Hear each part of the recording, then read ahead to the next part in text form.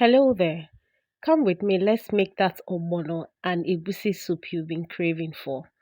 But before we start, let me introduce you to the list of my ingredients. So I'll be using chicken as protein of choice, stockfish, dry fish, melon, ogbono, crayfish, palm oil, pepper, periwinkle, uziza leaf, and onion. In a clean pan, season your stockfish and set it on the fire. When the stockfish is half cooked, add your protein of choice, stir and add a little water to aid in the cooking process. This should take 5 to 8 minutes. You can add more seasoning to enhance the taste. Stir properly and let it cook for about 10 minutes or till the chicken is soft and tender. In a clean pot, add your palm oil and allow it to bleach. Add your melon, stir properly, and add your meat stock. Now divide your meat stock in two. Add some part into it.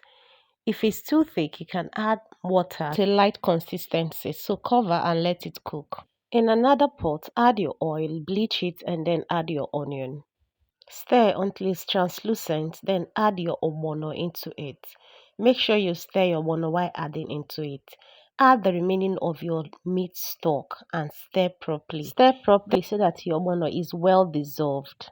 Add more water until it curdles to the consistency that you desire. If it's thick, add more water to loosen it until you get that perfect consistency that you want. Cover it and let it cook for 5 minutes. It's thickened up after 5 minutes. Transfer the content of your melon into it and stir properly.